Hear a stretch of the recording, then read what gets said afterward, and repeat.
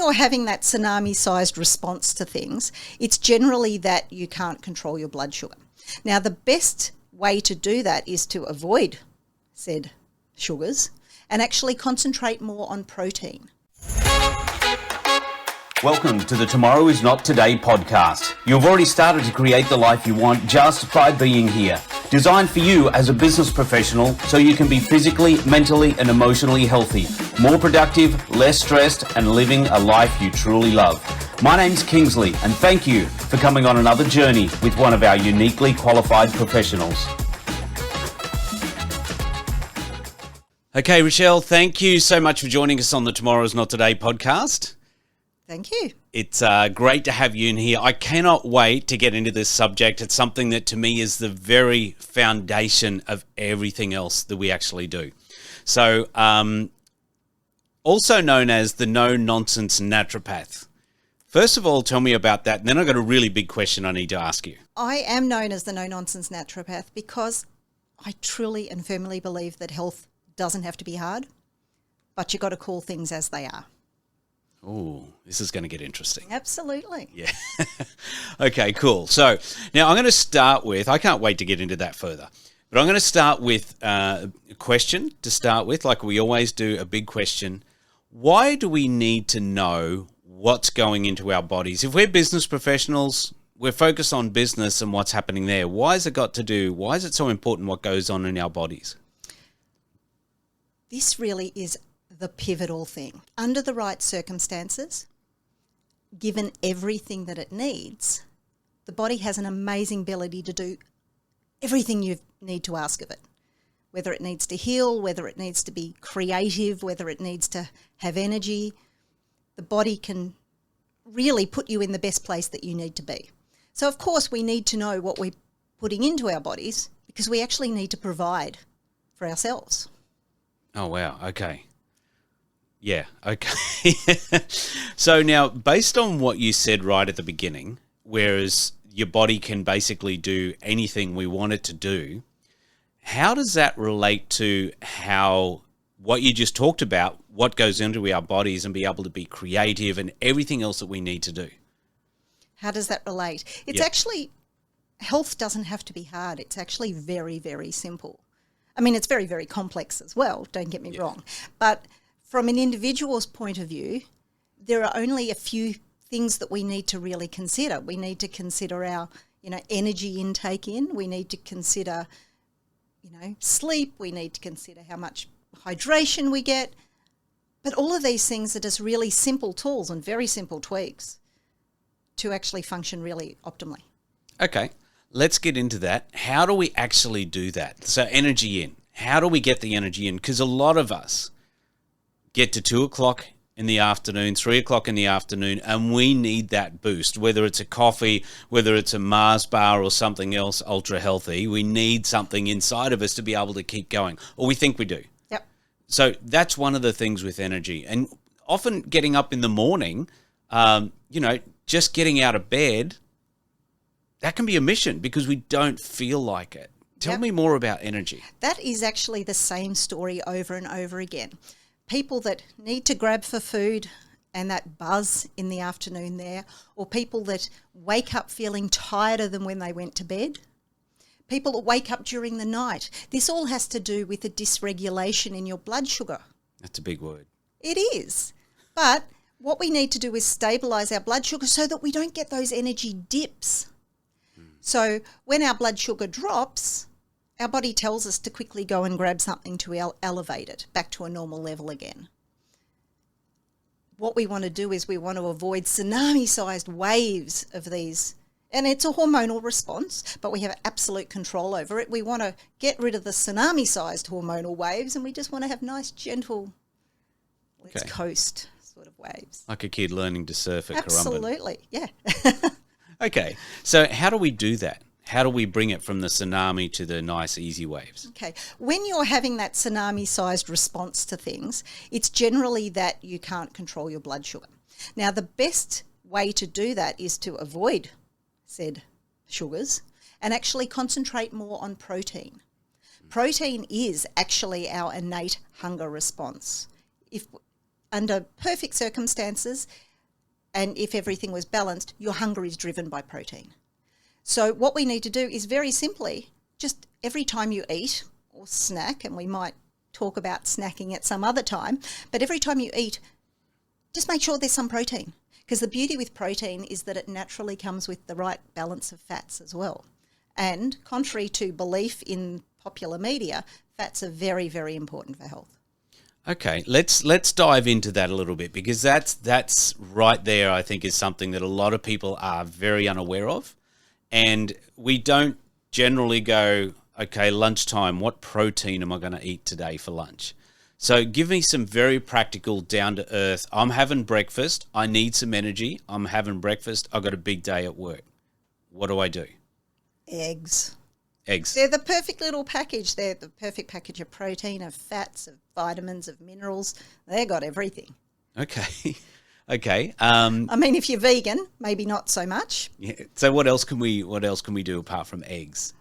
Give me a few options. Well, there's the meats if you are a carnivore of sorts. But I mean, I think we historically limit what we think about of breakfast food. I'm very well known, especially in the middle of summer, to get up at 3:30 in the morning and grill myself a piece of salmon. Okay. Who says that we can't have our main meal whenever we feel like it? And as a university student of years back, pizza always tastes better the next morning. Not that I'm necessarily recommending pizza, but we need to think that breakfast does not, and probably should not, be a bowl of cereal or a piece of toast and jam. Okay, so there's not a lot of protein there. Have a salad with legumes, with chickpeas in it if you want. Okay.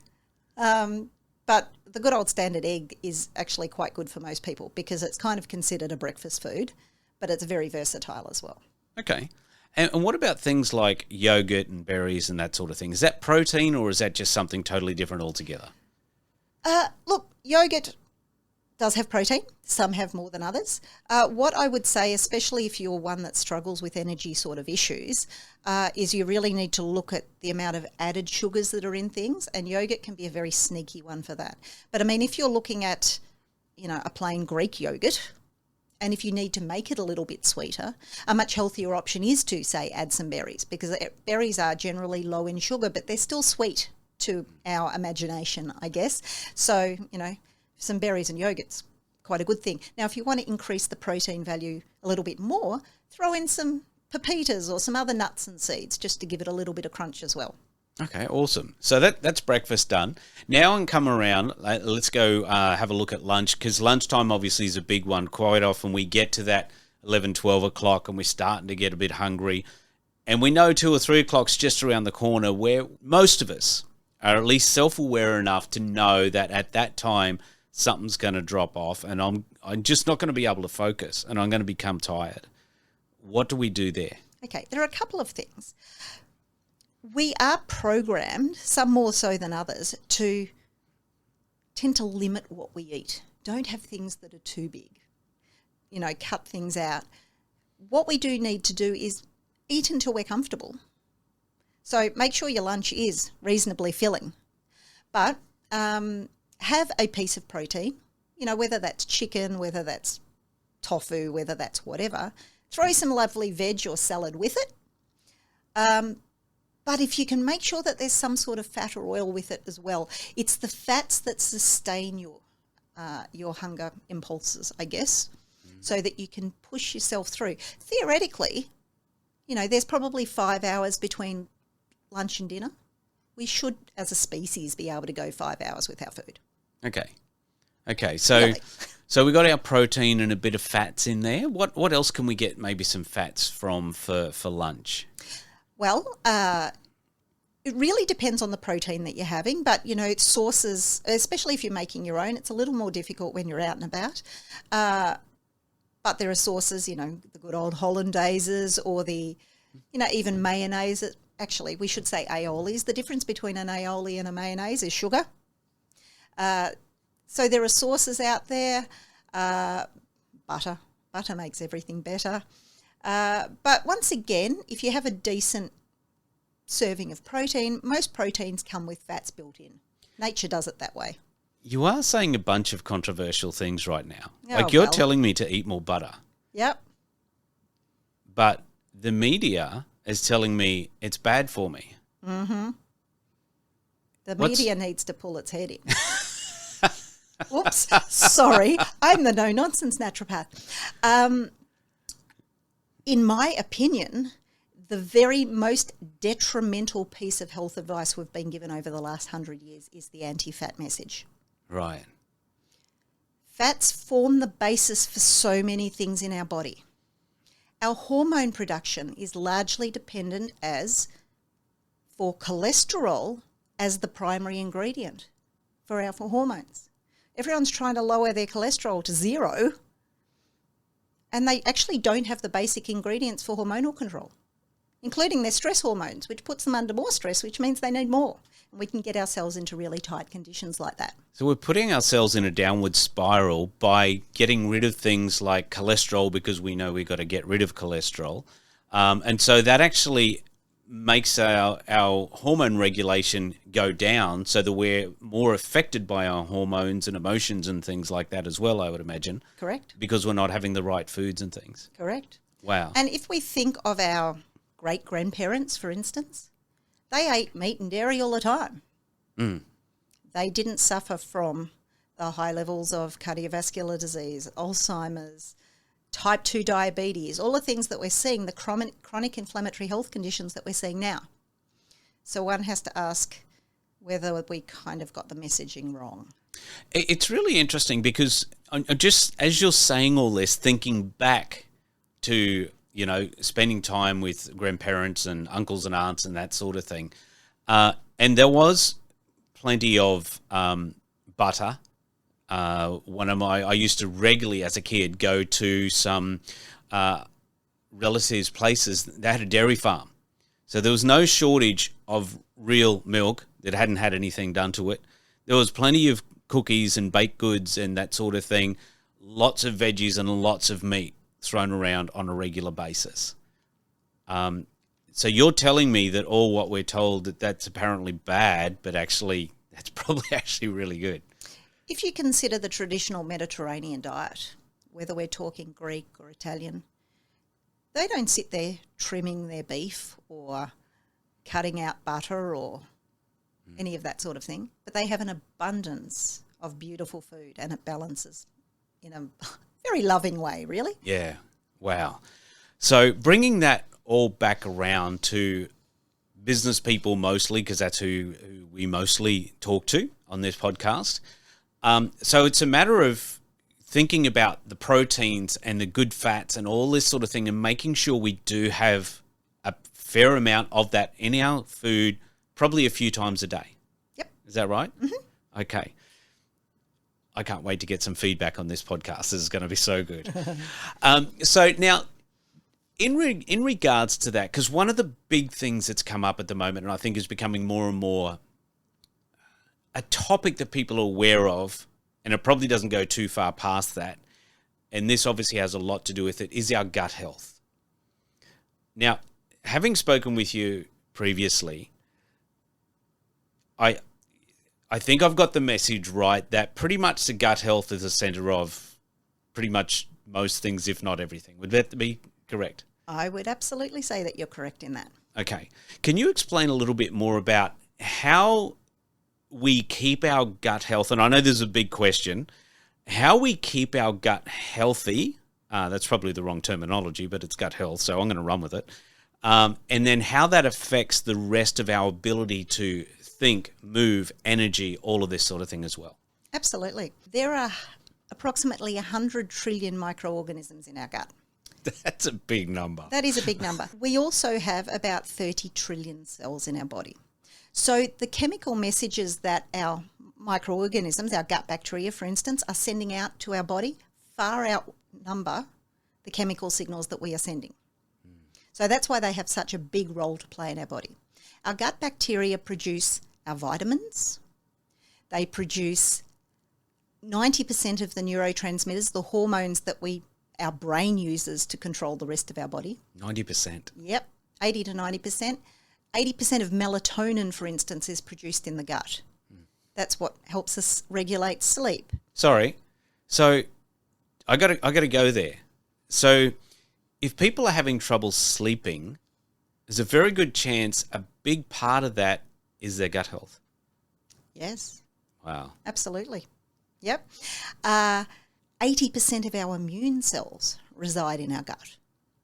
So if we don't really nurture those 100 trillion new best friends that we have, they're not going to look after us. It's actually quite simple. Yeah, wow. That's huge. It is. That's huge. So really our gut does control us. It's not just this male thing, it actually is real. It is known as our second brain. And to understand the link between it, when you need to get up and speak in front of 1,000 people, where do you feel it? In your gut. In your gut. Yeah. Yeah. Wow. So then take that a little bit further. I'm at work. I've got a meeting. I'm a little bit nervous. I've got a deadline that's coming up that I need to meet, or I've got to speak in front of 1,000 people. Go into a little bit more depth as to how that gut health affects what I do and what can I do to make those situations easier for me. Okay. When we're talking about, for instance, nervous system control by the gut, so how we respond to situations and nervousness or angstiness or irritation or anger, any of those sorts of emotions, we're not going to get a quick fix gut health wise. We need to take a longer term view to nourish our gut health, to keep us, ticking over pretty well. There are certainly things that you can do to, calm nerves. What we want to do is have all the, good gut bacteria producing the neurotransmitters, the hormones that our brains use, so that we don't get nervous in the first place. Oh, wow. So we don't get nervous. Or that, it all comes down to stress resilience. We can't avoid stress. It's how we react to it. Right. And, of course, that isn't just the brain. That includes, that involves the adrenal glands as well, further down a hormonal pathway. So we need to take a big global picture to health. We need to take everything into account. But gut health responds quite quickly to if we give our gut bacteria what they need and actually remove what they don't need, which is actually probably almost as important these days, they respond really quickly. So you can get changes in your hormonal patterns, in 1 or 2 weeks even. Wow. Yeah. Okay, so let's say I've been the person I'm not exercising a lot. I'll walk the dog every now and then. I'll sit and watch movies with a bag of CCs or watch the footy with pizza and Coke on a Friday night, something like that. And my diet's there's some good stuff in there, obviously, but for the most part, it's not that good. So it sounds like my gut health is not terribly exciting. Those 100 trillion bacteria in there, they're not excited by what I'm doing. That's correct. How long does it take to sort of turn? Because you said the emotional responses and things in a couple of weeks can be pretty much turned around. Is that the whole thing being fixed, or is it a different story altogether? Oh, no. Look, it's a spectrum.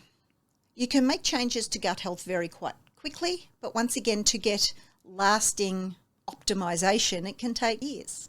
Right. So it's a bit of both, to be honest. Our gut bacteria eat very simply. They eat prebiotics, which come in the form of fibres from our food, from our fruit and vegetables, and yeasts from our system. A bit of trivia.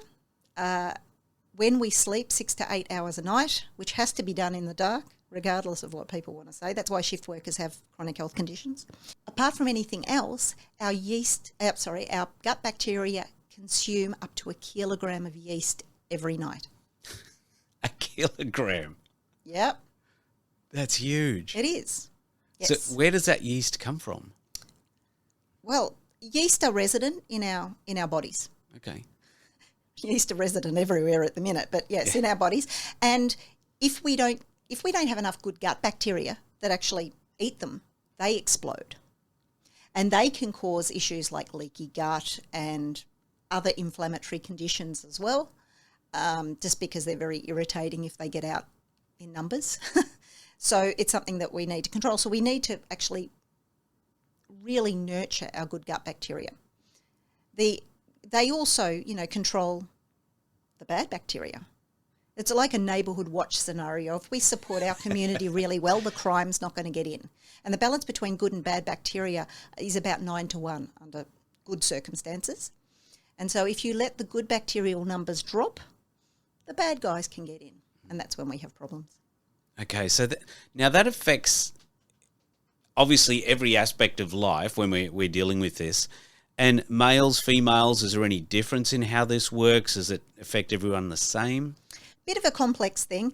The processes are pretty much the same from the gut perspective, but hormonal fluctuations in women will have an effect as well. So that's not really a very direct answer, but it's obviously complicated. It's a very big, it's complicated. very big question. I mean, if you provide the gut bacteria with what they need to thrive, food-wise, they will. Okay. So there's no complexity in that at all. You provide them with the correct prebiotics to support their growth, and they'll thrive. Okay, so to that extent, so long as we're looking after it, it's going to have pretty much the same effect. That's correct. It's a no-loss scenario. Okay. You may as well. Yeah, but it absolutely. has huge benefits for health and energy and being able to think and all of that sort of thing. Okay, so now if you're obviously a naturopath, a no-nonsense naturopath, Indeed. No less. If people are feeling sort of a little bit out of whack, like they're getting their hunger, okay, I know what I need to do is I need some more fats and proteins and that sort of thing ready for the afternoon, or waking during the night, or these types of things. They're just feeling a bit lethargic. Something's not quite right with me. I don't know what it is. How do you work out what they need? How do I work out? Yeah, as a naturopath, what do you? Speaking to them. Basically, I don't, there are lots of testing protocols you can go down to test things. And, if you are a high-powered CEO and you just need to get this stuff fixed, then maybe you can do that as well. But, in the hour or so that I take to spend with new clients, I get to hear a lot about how they're feeling and what they're doing. The things we need to look at is, are you eating enough? Because a lot of people don't eat enough. Oh, really? Yeah. I thought we were eating too much. Well, some people do that too. Yeah. But a lot of people, particularly business women, tend not to eat enough because we're actually trained not to eat too much. That's a societal thing? That's a societal thing. Okay. Once again, bad health messaging. Yeah. A good proportion of people are dehydrated. And that's something that needs to be addressed for not just gut health, because the bacteria need to have water around them as well. But every cell in our body requires water to be able to function. Everyone needs, here's the thing, 35 mils per kilo if you're sitting down, not expending too much energy during the day. 35 mils of water per kilo. Okay, so that's a pretty good way of judging how much water I need to drink. Yep. To start with. Now, if people, the major objection I get is I have to go to the toilet all the time. If that's an issue, it's generally because your nervous system is so dehydrated and stressed by sugars normally. It's just like if we give a kid a bowl of lollies, they get, Yeah. That's a technical term. So does our nervous system if it's flooded by too much sugar.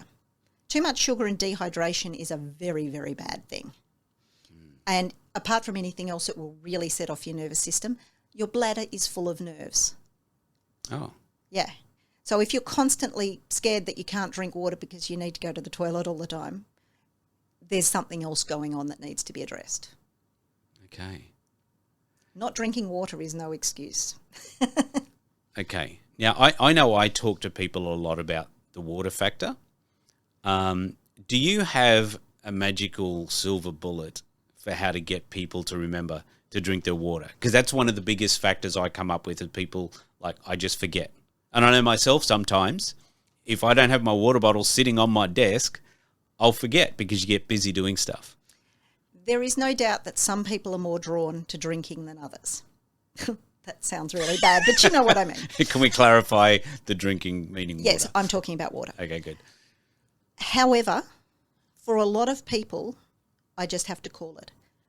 Put on your big girl panties and stop being a princess. Right. Just do it. It's a habit, apart from anything else. Set a reminder on your clock. Get a water bottle that's got, reminder times on it or something. There are lots of tools out there, but actually what it comes down to is you're not allergic to water.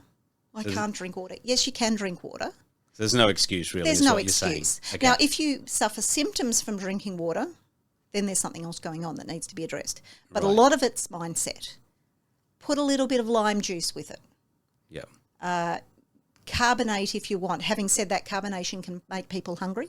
There's another hormonal response that gets in the way sometimes with carbonation. So, it depends on the person. But just do it. Nike, it's a good thing. Yeah. It's a good slogan. Just do it. Yeah.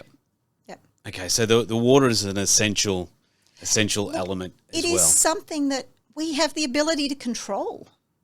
There are so many things in life that we can't control that affect our health. This is something that's a no-brainer. And actually, with a bit of practice, and not that much practice, I mean, you're talking a week or 2 or 3, it actually can become a no-brainer. Because once your cells are rehydrated, because some people have been chronically dehydrated for 30, 40 years, once you actually get some water into your system, you'll actually function so much better that you won't want to go backwards. Yeah, wow. So basically what you're saying is it's really putting some thought into what we need. Maybe going and seeing someone like you and going, okay, this is how I'm feeling, this is what's going on. What can you suggest? What can we do here? And then putting a little bit of a plan in place and some options, and then just following it. It's not that hard. It's I guess being self-aware and being planned to deliberately do things, not just float around and do whatever happens. Yeah. I find there are 2 things that make the difference between my successful clients and my non-successful clients, or people that aren't as successful as they should be. Sorry. Education is one. And it doesn't have to be dedicating hundreds of hours. Understanding why it needs to happen makes a huge difference, because then it becomes innate. It becomes sensible to do it and not sensible not to do it. The other thing is accountability. And a lot of the people I see, my clients that I actually work with, I check in every week, so that little things that crop up as your health changes, because the change can be quite significant. As things change, we can embrace the good bits and tweak the bits that mightn't be as good, so that it turns into something good. So you can snowball forward rather than not really achieving anything. So with the clients that you work with, do they normally have something written down roughly that they need to follow that you're checking in with, or do you check in on certain elements of what you're talking about with them? What I normally do is they would have a written report so that, they can actually physically have something. But then I would refer them to a video on this, or a, seminar or whatever, so that they can actually learn about what they need to do, so that they really internalise it. And then, of course, they have to say that they did it when they check in with me the next week. That's always the hard part. That's the no-nonsense bit. Yeah. Oh, it's not hard. It becomes an enjoyable thing then. It's kind of a little bit of a challenge rather than something that's, my doctor told me I had to cut out red meat, Yeah, no, I totally get that, because when I run, one of the mastermind groups I run is a PT mastermind. So we do half hour of personal training with a personal trainer, and then we go jump in the ocean. And at first, people are like, there's no way, this is going to be horrible. I don't really want to do it. You signed up for it. I know I'm going to do it. And they do. And once they've done it a couple of times, it's almost like they turn around and go, we can't wait to go jump in the water after the personal training session. It becomes a reward sort of thing. Yeah, absolutely. And it's one of those, I don't want to do this, but, I really enjoyed that. That was actually really good. And it sounds like it's the same thing when we're talking about food as well. Look, food, life in general. I mean, food is so basic to our need to survive. We can choose it to be dull and boring, or we can choose the, great big banquet table with fun and laughter and joy. And even if you're doing it by yourself, you can still create that. It's amazing to me that I see people that come, and they come back about 3 or 4 weeks later and, number one, bound up to where I am. but say, I had no idea there could be so much joy in food, in real food. Yeah, wow. Because we've just kind of slowly slipped into this decline of processed stuff. And some of it might be fresh sort of food, but it's all kind of prepared and just a little bit artificial. It's one of those things that I think you've almost got to experience to understand how good it can really be. Absolutely. And it's easy to fall into bad habits, but then pulling yourself back on track again and then go, no, this is where I'm going and I know why now because of this scenario. Yeah. The difference is, and we have discussed it before, the difference is the desire versus the commitment. It does take that mental decision that you are going to make the change and to hammer on forward. And the one thing that I really try to impart is that you don't need to know all the answers yourself. That's why you've come to me or you've sought out a mentor or whatever. But once you've done that and you're confident in the person that you're working with, you actually need to trust the process. Because it is a process. But unless you actually incorporate all that comes with that, you're not going to get to the end point. Yeah,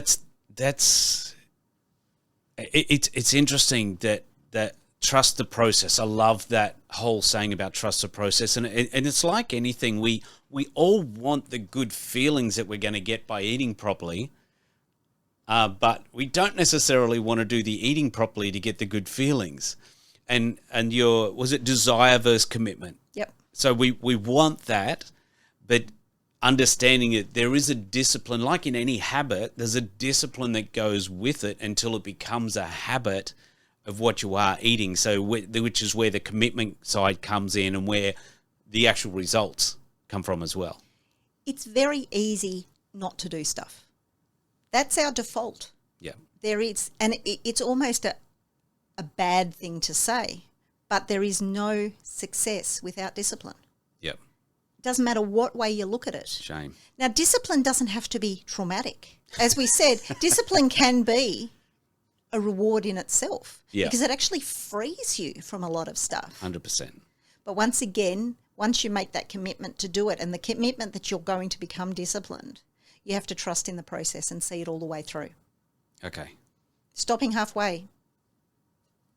Yep. Which is where the accountability side of things comes in that you talked about. It pays to, and we hear it, surround yourself with successful people. Yep.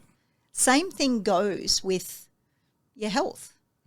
Surround yourself by people that understand what you're trying to achieve.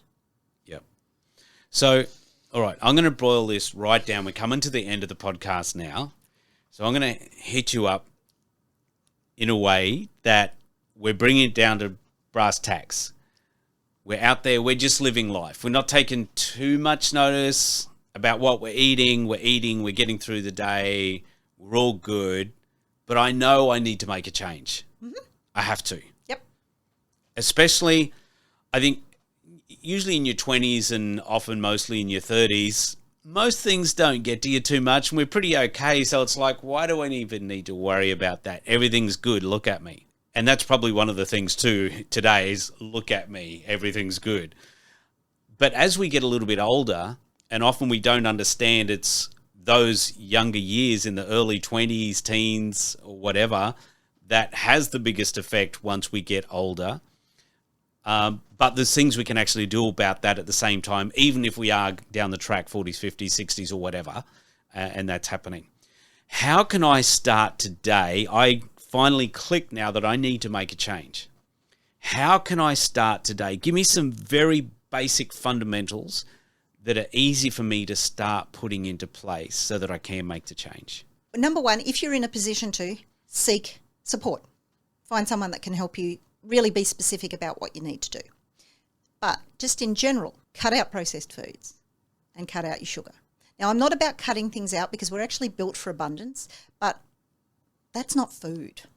So we need to cut that out. Yeah.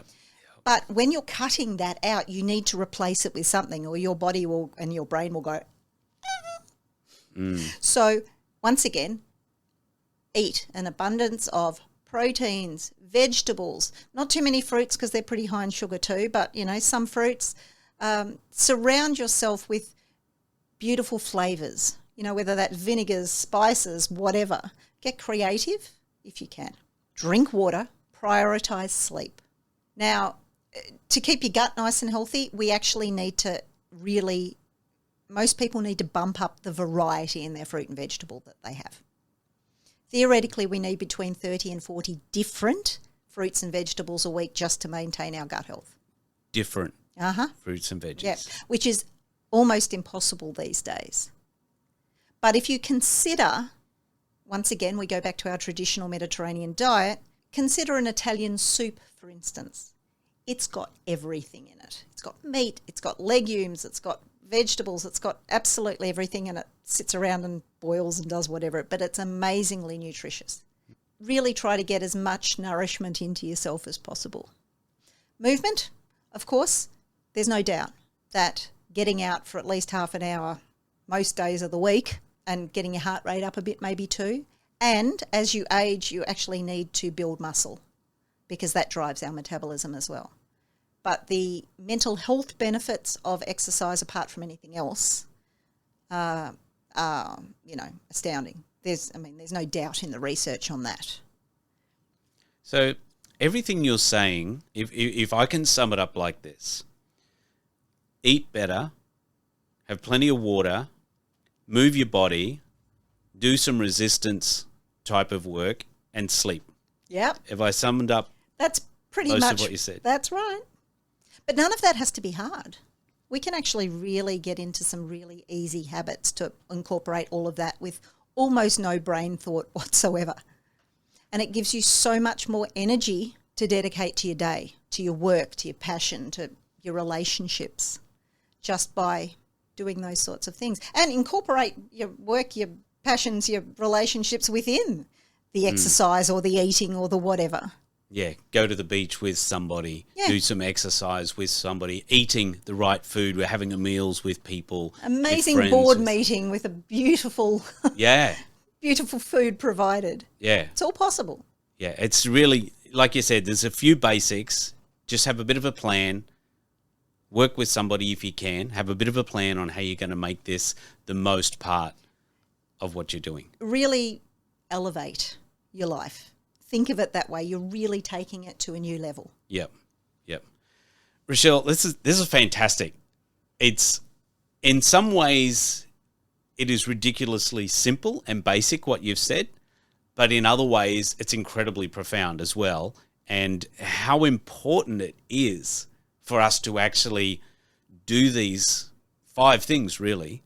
Yeah. And it affects every aspect of our life, at work, at home, our play, our ability to have less aches and pains and be able to move better and enjoy things. And, down the track, you want to be able to play with your grandkids. Absolutely. You don't want to be able to, saw that, son. And there's no downside. Yeah. It's not a cost, benefit analysis here. It's just all positive. That's actually a really good point. There is no downside by doing this. What is, if there is something stopping you from doing this, we need to look further. Yeah, that's awesome. Now, just before we finish, there's 2 questions I always ask people. The first one is, because we talk a lot about creating the ultimate tomorrow. That's what Tomorrow Is Not Today is all about. So for you, what is the ultimate tomorrow? Oh dear. The ultimate tomorrow is freedom. Freedom from constraints, health constraints, freedom from financial constraints, freedom from idiot people around me constraints. Health is the basis of all of that. None of that can be achieved unless you're functioning optimally. And there's so much joy in being healthy. Yeah. So awesome. Health is the answer to that question. Second part to that question is, how do you create the ultimate tomorrow? Persistence and not being too hard on yourself. We are very prone to being too tough on ourselves. Can see someone that's, done really, really well and done 17 days of an 18-day challenge really well, and they trip over on the 18th day and it's all over. When in fact they should be celebrating the 17 days that they did really, really well. So not giving yourself a hard time. And the more health that you have, the better your body has the ability to handle life. Stuff comes at us. That's what life's about. And in fact, that's the joy of life, the fact that we don't know what's coming next. Yeah, that's actually a very good point. That is very true. Rochelle, I really enjoyed today. Today was great. I hope people actually listen or watch and actually put action into this. If people want to talk to you further about their own personal circumstances or whatever and how they can improve their health, how can they get in touch with you? I am on all the social media as the No Nonsense Naturopath, so you can contact me through any of that. Also, nononsensenaturopath.vip. .vip. .vip. So you're a little bit better as well. I am. Yeah, awesome. Rochelle, thank you so much for getting in touch with us. All the information will be in the show notes. We'll make sure people can get in touch with you. I really appreciate your time and all of your wisdom, your insight, I guess, and how not just knowing what, but how to apply it to our life so it can make a difference as well. Excellent. Fantastic. And everybody, don't forget, create the life that you want.